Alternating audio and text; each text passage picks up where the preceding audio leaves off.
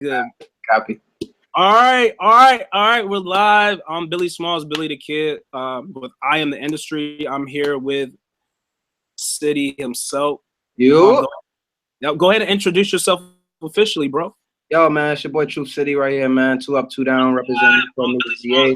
Just happy, man, to have this opportunity to speak with you, man.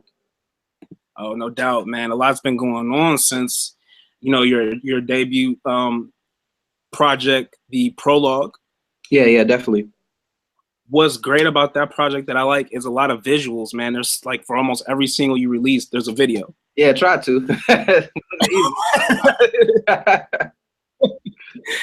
And what's also inspiring about the Prologue is not like just any mixtape. You tend to be, as an artist, really heartfelt. Like you tap into emotion and vulnerability. Yeah. I mean, writer too, like you don't just write to write. Like it's calculated, it's precise, man. What's your writing process? Let's start off with that, man. Like how do you put pen to paper? You know what I'm saying? Well, I don't write. That's one thing. A lot of the thoughts and opinions are like right next to the microphone. So, you know what I mean? I'm not really one of those people that like has to write everything down. It's really just coming from raw emotions. So that's probably why you hear it that way. I stopped writing after I used to go to the studio a lot. And by the time I got the money to go to the studio, the emotions wasn't the same. You know what I'm saying? So you're trying to pretend that you're sad in the studio and it's just not working out. So I was just like, you know what? I'm just going to stop writing music. Invested in my own studio, and I just made sure that the process was a little bit more genuine. So that's why you probably hear it that way. It's like really raw emotions. I feel it, man. Definitely. I mean, like you say things like I was listening to Changes, the single, and you don't just talk like blah, blah, blah, blah, blah. Like you're on some like everyday person type shit. Yeah, man. Like you spend half time you're a cashier, and then other time you trying to make it, man. Like I mean, where do you become brave with that honesty, man? You know what I'm saying? Because it's rare to find that type of honesty now. You know what it is? It's being able to stare into the mirror, especially nowadays when you have social media, creating a perception that you're the perfect person. You get what I'm saying? And I don't like that at all. And for me, I'm like, yo, I can be a fucked up person at times. I can be sad. I can be just down and out. But I feel like the stories have to be real. You know what I mean? Like I can't rap about something if it's just not real. So for me, a lot of the things that I talk about in my music, I try to make sure that they can be relatable to somebody. You know what I mean? I don't write generic things, you know? That's quite obvious too, man. What's the hustle like for an indie artist in the big city, the Big Apple? You mentioned just a moment ago before we went live about the shit you deal with daily, man. Like, what are some of these struggles that you deal with often, you know? Well, I mean, my mindset coming into it from a country perspective, you know what I mean? Like coming from Virginia, I'm more coming to it on a professional end. So when I stepped into New York City, I was working 2 jobs. I was a manager at CVS and a manager at Whole Foods. So for me, everything was always business and everything had to run properly. You didn't have a lot of emotions tied to everything.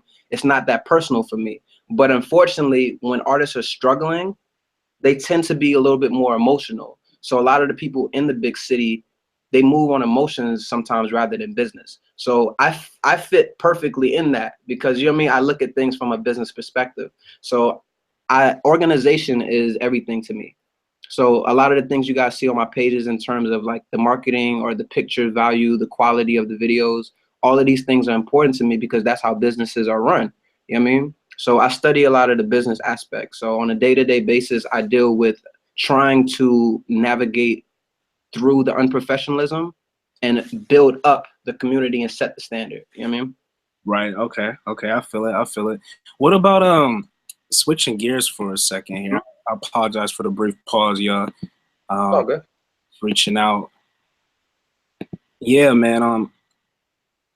So one of the things I do want to talk about too is this new project you have coming out. Yeah. That's the 24th of this month, as a matter of fact. What can we expect initially from that project? You can expect not a lot of rapping. Yeah, I think there might be 2 or 3 songs on the album that actually is rapping. You know what it is? It's just I'm really in a space in mind where I don't do the same things twice. I feel like that's not growth as an artist. For me, I get bored very quickly. So if anybody's listening to the prologue and is expecting that, you just should not, you know what I mean? Like even, you know what I mean? Like not even press play, because it's not the prologue at all. The stories are very still real, very deep, more personal than the prologue, but it's just a lot of different types of sounds that I'm exploring. Me personally, I don't want to do the same things um, throughout my career. If I made an album this way, I'm gonna make a totally different album the next time. So this album is very more personal and a little bit more melodic. Melodic. So I mean, when you say not rap, I mean, so you're going to explore more of your like singing abilities. We're going to get more like. Yeah, there's definitely more singing, but not in terms of just singing. For me, I tapped into the production. I tapped into the vocal arranging. I called in other singers. I called in guitarists. I called in violinists. I called in pianists. You know what I mean? Like me as an artist is to push the envelope, push myself and challenge myself to be the best artist that I can be. You know what I mean? And then today's platform, like anything other than that is unacceptable, you know? I feel it. I mean, talking about today's industry and music, by the way, I mean, you're a young artist, an artist whose sound is not conventional, you know, that's not out here on the radio. What are Yeah. some of your perceptions? What are some of your thoughts on like the current state of hip hop, good and bad, actually? What do you find as good and what do you find as bad? I mean, I think it's excellent right now just because there's a place where people aren't tied into the radio like they were 5, 10 years ago. I mean, you have Pandora, you have all of these websites where you can discover artists on a day-to-day basis. Every single day I'm discovering new artists through blogs. You know what I mean? And places and platforms like yours. You know what I mean? So I think those things are important now for people to just know that there's different types of music. There's no box that you can put music in now. And I think everybody can tell you that honestly, not a lot of people outside the workforce, so to speak, is really getting music from the radio. They're getting it from their friends who are discovering things through SoundCloud and suggestions, you know? So I love it, man. It's unfiltered and it's amazing. So that's the good side. I mean, so you have no reserved thoughts like on like anything that you feel is possibly detrimental to the progression of hip hop. Well, to be honest with you, if anybody knows, people who speak ill will towards the state of hip hop are people who haven't been around to watch its evolution. You know what I'm saying? Like I grew up with the culture. There was the Humpty Hump dance and a bunch of other stuff that wasn't necessarily boom bap rap. Hip hop has always had its places where it was different, and it changes the more you go different places. You know what I mean? So for me, I don't pigeonhole hip hop. I see nothing but growth, where you're gonna have a certain generational gap where it's this for a while. Hip hop has always been that way, and it's gonna change again in the next 5 years. But nobody can ever disrespect the culture that is centered around self-expression. So if self-expression means dancing, if self-expression means clubbing, if that's the way somebody chooses to express themselves, there's no good or bad. It's just preference. You get what I'm saying? That's interesting because I mean, I kind of like I stepped back. Like for example, like when I started hearing about Little Yachty and like some of these like Migos to some of these artists, me being like golden era hip hop raised like Biggie and Pac kind of thing. I didn't take that stuff too well. I was like, man, what's this garbage? And I was, I'm not even front like, and I was like more into the purist, but Yeah. some of the newer stuff, especially being a journalist, you can't be detached and just be on your own Yeah, you type just can't. of Like, yeah. I don't necessarily listen to these artists. You know what I'm saying? Like, I don't really listen to Migos. I don't listen to Yachty, but I don't discredit because at the end of the day, like I said, it's self-expression. So expression to me is different for somebody down south. And you also have to think about the mental capacity of being able to rap like Nas, the mental capacity to drop gems like Jay-Z. I mean, and like that takes a lot of knowledge and a lot of experience. So you can't pigeonhole a 16-year-old who just got fresh out of high school and expect him to just give you all these intuitive bars. I've been homeless. I've been broke. So the type of content you're going to get from me is going to be different from somebody who just, you know what I mean, like is a trapper in the hood, get money, and that's his lifestyle. You know what I mean? That's almost low key a sneak diss in a way. Only because like Nas was 18 when he like 17, 18 when he did Illmatic, right? We got like Exactly. he was like 16. So like you're saying when you talk about mental capacity, it's like I mean, that's just the honest truth about it. I mean, you feed a person knowledge, and everything affects us subconsciously. So yeah. it's like this conversation that we're having. I would choose to take whatever gems you drop on me, and I choose to put them in my music. You know what I mean? Whereas a lot of other people, they're subconsciously doing what I like to call they're damaged. So they're speaking their damage out loud on a microphone. You get what I'm saying? So when they're saying fuck bitches, sell this weight, you get what I'm saying? Unfortunately, that's their subconscious talking. You get what I'm saying? That's all they know. That's all they can speak about. So how can you really, I mean, expect more from them? That's interesting because I was just gonna bring up a quote. I stumbled across like an Instagram video of Saul Williams. Mm-hmm. He was on, I think, on a Breakfast Club some time ago, and he was talking about what rappers need to do is change what they eat. You know, eat as in, you know, what they take in mentally and spiritually. You know what I'm saying? Like he said, they could only talk about hoes and money, like you were saying, in clubbing because that's all they eat. He said they need to change their diet. You know what I'm saying? Like, what's the quote from J. Cole? I think he was just like hanging around all of these dumb ass rappers got me. You know what I mean? Like, if when you're around certain things, son, they affect you, and you have to cleanse not only your mind, you have to cleanse your body, eat healthier, be around different things. That's the only way you're gonna step up your bar, so to speak. Yeah, so that's interesting though, because I just wanted to know, because I mean, you hear a lot of critics now talking about mumble rap. Yeah. Based on what you're saying that's just the culture now. I mean, take it or leave it. You can't really, you need to let that evolution progress. Yeah, and then on top of that, people have to also understand, like, we're talking, the conversation we're having is mainstream hip hop. You know what I'm saying? What's on the radio, what's being pushed. And I mean, I don't want to get too deep, but I'm just gonna say this because I have to. It's just like America loves coons. You know what I mean? Like America loves to push these things because it's the perception of who they think we are. You know what I'm saying? So whereas an executive sitting behind a button, to be honest with you, they rather play that, you know what I mean, than to play anything that's positive or, you know what I mean, like anything that's gonna influence people to not listen to this. If right now, bro, the whole entire world decided that they do not want to hear any more like trap music, they don't want to hear any more drug dealing, every single person behind a microphone would switch up the same way they did when Kanye came out. When everybody wanted to wear the collars and the backpacks and the tight jeans, everybody switched because of what was pushed to mainstream hip hop. So you've seen the positive influence that happened when Kanye came around, when all those other artists like Lupe, kids started being themselves, you know what I mean? And it was okay. So that's all it is. As long as as long as the man is behind the button, it's gonna be this way. And that's what draws me to, did you happen to see the Grammy Sunday? Did you tune in at all?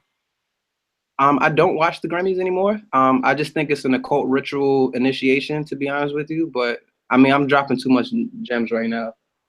No, bro, listen, trust me, I feel that like because you know, again, the only reason I partake in some of these festivities because I have to. That's your job, you know.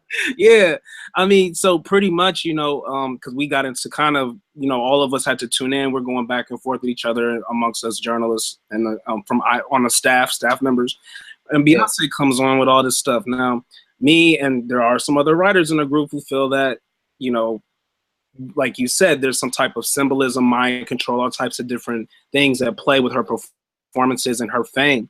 So we ended up, her performance had all these types of things in it. Now, I didn't say anything. I was just like, all right, well, I could see why these blogs go crazy because she has so much symbolism. Yeah. Like, she's feeding them. And oh my gosh, bro, went crazy. It's like, oh, you can't talk about Beyonce. Oh, blah, blah, blah. It's like I wasn't even like talking about Beyonce, man. Yeah. It's so crazy. And not even that, but it's just funny you said that. I wanted to add in on that. Like, I mean, I'm in tune, I'm in sync with that. But the only reason I watched it was because Chance the Rapper, like one of the biggest, like, or most talked about artists during the whole event. I mean, he's an indie artist that actually is pushing his way through the industry and setting a new standard as far as how artists are respected and the material they put out. I mean, what are your thoughts on Chance? You know what I'm saying? And has that inspired you, like, in any way? Yeah, I mean, when Chance first came out, man, like I love acid rap. Like I absolutely love this new album he just put out, Coloring Book. Not only is the music just very positive and very insightful, it's very deep.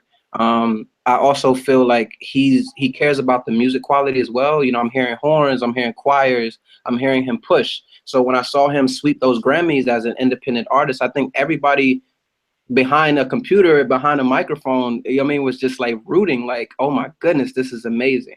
You know what I mean? So I think what he's doing, man, is just amazing. And I applaud him, and I hope every other artist can see that you just don't need to use the labels as an excuse to why you can't do anything. You know what I mean? You can do anything that you put your mind to if you put in the work. I totally agree, man. And since you're such a deep artist, man, you know, the music is obvious. You know, one of the things when we started talking earlier, you say you don't write anymore. Yeah, I stopped writing. I recall hearing like an interview where you were talking about how technical your thought process is. Like you don't just write, like you break down bars, you break down breath, you break down. How do you accomplish that without writing though? I think that's the I Um, started thinking. it's I mean, well, I don't write now, but I mean, when I did write, those were the techniques that, you know what I mean, it taught me. Once you do something for a long period of time over the years, it just kind of becomes natural to you.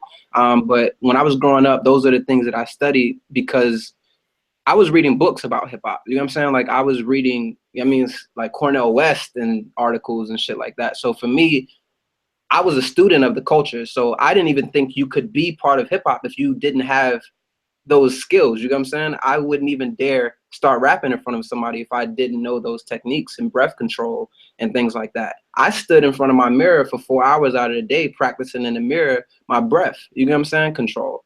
Like these are things that were important to me. So I mean, naturally this is kind of better for me. Writing feels a little bit too it seems a little bit too technical to me sometimes. You know what I mean? Like it's just like, what am I gonna write next? It's like, no, sometimes you gotta feel. Feel. I mean, feel what it is you're saying and then go back if you want to alter something. I mean, but feel it first. So that's interesting. So you kind of, you know, it's funny when it's just so crazy now when people say they don't write. People kind of look at them like, he's trying to be like Wayne or Jay-Z and Big. You know what I'm saying? When somebody says it, I mean, A good thing, those are great artists, you know what I mean, and great examples to follow, you know? definitely. I mean, I'm just curious to know. So like you put the beat on, right? That's how it starts. You go into the booth and you just like lay out some how does that, you know, do you start saying like, oh no, that doesn't sound right? Then you go back in and then Yeah. So basically what I do is I get the beat, you know what I mean? And once I find something that I feel, I try to tell artists who are in the studio with me recording, your first thoughts as an artist are always your best. So once you feel something for the first time, it's always the most realest feeling. So when I get on the mic and I'm freestyling all of these different flows, all these different ideas, like I might hold the same flow for, instead of 4 bars, I might hold it for 8. And then out of those 8, I might have said something in the last half of a bar that was just a dope line. You know what I'm saying? But it came off the top and it was real. So once I find the flows that I want to use and all of the bits and pieces that I think are dope, I place them. You know what I mean? I'm like, okay, let's put this here. This was trash. Take that out. Put this here. You know what I mean? And now you have a skeleton of a record. And then you go back in and you start to piece everything piece by piece. You bring the mic a little bit closer and then you start taking your time. Yo, loop that 4 bars for me. Let me get this. You know what I mean? And the feelings still come off real and the lyrics are still there, you know? that's actually when you break it down like that, that sounds way more tedious than having like pre-written something and then just lay it all down on a track. Yeah, it's to me it's a form of laziness, to be honest with you. Like I've seen it because my engineer, who's very close to me, you know what I mean, I used to come into the studio with pages and pages and pages of just bars, and then I get in the booth, I have the paper in my hand looking at it and I'm reading all these amazing bars, but then this is what happens. Those rappers get in front of a crowd and they go, they rap 500 words per minute, and then the audience is just like, they're quiet because they don't understand what you're saying. They don't know what you're saying. The first time a person listens to a record, like it's very hard for them to catch 500 bars being spit at them per second. But when a person like myself, I try to make music that's not to say easily digestible, but something that as soon as it comes on, you're just like, oh, this is fire. You know what I mean? That's my goal. I definitely felt that too. Like I said, changes hit me. Like I listen to a lot of artists. I'm like, oh my gosh, I'm about to hear the same thing. But then when you broke it down, because I do the 9 to 5 shit too. I'm like sick of this. My couch raps, my broke flows, that crowded busted, I roll home. You know what I mean? Like that was my first bar. You know what I'm saying? But Yeah. I didn't say it to you at 5,000 words per second. I talked to you the same way we're talking now. And this is why artists like Drake, Jay-Z, and all these other artists are so popular, because they're able to understand that the human language sounds like this. A conversation that when I'm happy, I might be like this. And then when I'm sad, I might be like, yo, bro, let me tell you what happened. That right there is an inflection and it's a real emotion. So instead of me just rapping like this, these are my bars. You know what I mean? It doesn't Yeah. have any personality, you know? That's because when you say that, like I break down some of the greatest that I like. To me, that sounds more like Tupac. You know what I'm saying? Like he had the most simplest rhymes, but the way he said it, you could feel his soul to this day through the records. You know what I'm saying? He was just talking to you like you were a regular person sitting next to him. You know what I mean? That's what Yeah, I do. That's and the kind of music I want to make. I could feel that, man. No doubt. I think you're headed in the right direction because I didn't know anything about the prologue or anything like a week ago, and like listening to it, I was like, no, I like this. I feel this. Like, you know what I'm saying? But when you Thank talk about inflection and emotion, so like for example, let's talk about Nas. Like he's one of the you. Yeah. greatest MCs ever, right? But when Hmm. he raps, it's kind of like he has very little inflection, is what I'm trying to say. He's Yeah, he kind of a does. monotonous type of rapper, but Hmm. yet he's one of the greatest. You know what I'm saying? Yeah. Do you think that that technique, it just depends on the personality more so behind the mic and not so much the technique? Well, you also have to take into account voice. Voice means a lot in hip hop, and I think people like don't understand that as well. Nas just had a dope voice that was just nice to listen to as well. So you listening to a whole Illmatic album, you get what I'm saying? Like he pretty much raps the same kind of, you know what I mean, inflections throughout that whole album. But like obviously the production is dope, but he also just kind of just has a dope ass voice to listen to. So once you're comfortable listening to the person's voice, then you tap into what the person is saying. You know what I'm saying? And for Nas, I always knew that I was going to leave with gems. So he became this gem dropper in hip hop where people were happy to decipher his lyrics. I got excited about a new Nas album because I knew I was going to go to school the next day and we were going to decipher every single song that he written. You know what I mean? Yeah. Like listening to Nas, man, back in the day was just exciting for any up and coming artist or any person who was involved in music because like that guy has just an amazing way with words that nobody has ever been able to duplicate, you know? What do you feel about some of his critics when they talk about like production wise, where they're like, Illmatic was a classic, but after that, it's like, oh, it's whacking this because it's production. Do you feel that way as well, or are you just? Unfortunately, Nas will never be able to escape. Sometimes he picks some trash beats. You know what I mean? He just can't escape that. But because he's Nas, you get what I'm saying? Nas could drop a whack album tomorrow and then drop another album right after that, and we'll still listen the same way. You know what I mean? Because he's Nas and he has a good track record. So, I mean, as an artist, you can't be afraid to experiment in real time. And that's something I've been preaching to people that a lot of people try to use comparisons against me. You know what I'm saying? I'm like, yo, you're not going to penetrate my creativity that way because at the end of the day, as an artist, I'm not scared to experiment my sound and my growth out loud. I'm not going to hide inside of a cave, you know what I'm saying, and wait till I feel like you think I'm ready. No, I'm going to try this and I'm going to try that. And I feel like Nas did that. He was like, yo, I'm going to try a new type of beat. I'm going to try this. Oh, that didn't work, but this did. And then he grew from there. And I think those are the artists that truly shine. You know what I mean? What were some of so we already named Nas, obviously is definitely one of your earlier influences. What were some other artists that you gained a lot of knowledge from? Well, I don't, this is funny. I don't actually listen to a lot of rap music, to be honest with you. My mother like really played a lot of soul music in the house. So like the Isley Brothers and stuff like that was pretty big in my household. Michael Jackson's and the Princes and all of that stuff like that. And then as I got older, I discovered alternative music. So All American Rejects and Coldplay. And people might hear my singing and the only thing they can think of are people who sing in hip hop is like a Drake or whatever. But like I listen to Coldplay, I listen to Chris Martin, like I listen to John Mayer. You know what I'm saying? Like that crooning sound has been around like overseas for a long time, you know? So those are kind of the artists that I get a lot of inspiration from just because I love hip hop at the same time, but sometimes hip hop can be very closed-minded in terms of where you can take it at times. Cool. No, I feel it, man. Definitely. You definitely, like, again, going back to the Saul Williams quote, you got to constantly change your diet if you want to be a successful musician. You know what I'm saying? Like, you gotta eat from a bunch of different type of, different sources. You know what I'm saying? So let's shift the gears a little bit from music, man. Well, one thing I did want to ask, you have so much material on the internet, you grind so hard. Have you ever been like in public and a fan just like, oh, hey, there's Truth, you know what I'm saying, and approach you and ask for an autograph yet, or like give you props? Yeah, it actually happens a lot just in my area, you know what I mean? But it doesn't really I don't know. I don't take it that way. You get what I'm saying? Like I take it as the same way like you were in school and you hit that winning shot during the game. It's like niggas pat you on the back, but you got to get back on defense. You get what I'm saying? Like, yo, that was a good shot, good shot. Now that's it. So when people come up to me like, yo, Truth, son, I heard that new song, that joint's fire, saw that video's fire. You say thank you, and then you just keep it moving. You know what I'm saying? Like it's not that deep for me. It's just somebody saying I like your work, I appreciate it. You know what I mean? And you say thank you, and you just continue to drop more music to be part of people's lives, you know? Definitely. So that does transition, just going off the music a little bit now.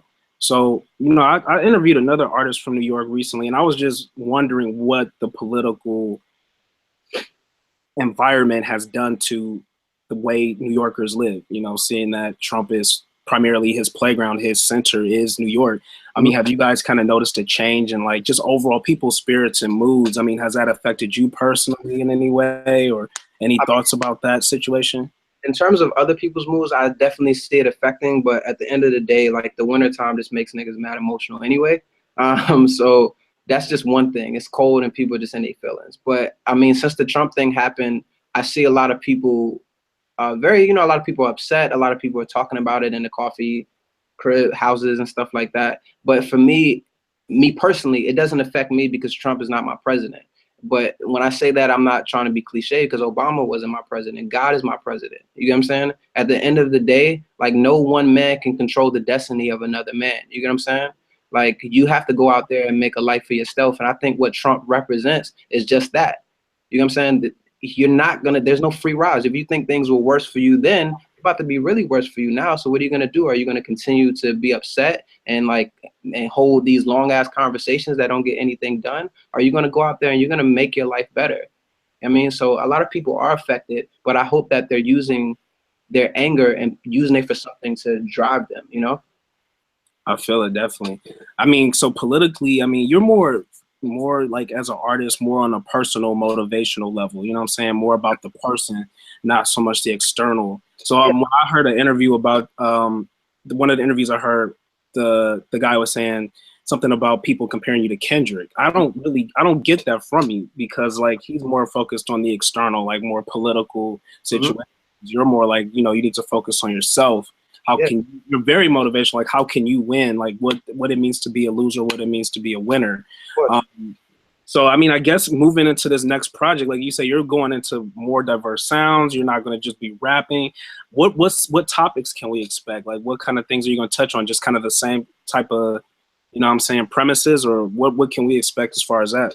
Well, this album right here, like I made to be a soundtrack of motivation. Like around this time of making the album, I stopped listening to music and I started listening to motivational audio books. So, in my ears on a day-to-day basis, all I hear is you're great. All I hear is you're legendary. All I hear is, you know what I mean? Like, get out here and work. Stop making excuses. These are the things that are programmed in my head on a day-to-day basis. You know what I mean? So when I talk to people, it's just my natural programming, you know what I mean? To motivate and stimulate people to be great. So as soon as you press play on the album, the first song on the album is called Dreams. And the thing that plays for eight bars is I want to live my dreams. I want to live my dreams. I want to live, like that's being played to you over and over again to the point where you take your headphones out to start your job and all you keep saying to yourself is I want to live my dreams. I want to live my dreams. It's positivity, man. So from that on, I do touch on I've had a lot of personal situations, friends who betrayed me, managers who disappeared. I talk a lot about how things have changed since I've gained a little bit more success. How do I navigate my life now that I'm not struggling as much as I used to? I mean, what does that mean now? I still have family members who, hit me up and want advice. I mean, there's one line on the album where I say, lately it seems like everybody needs my help, but I can't make you believe in yourself.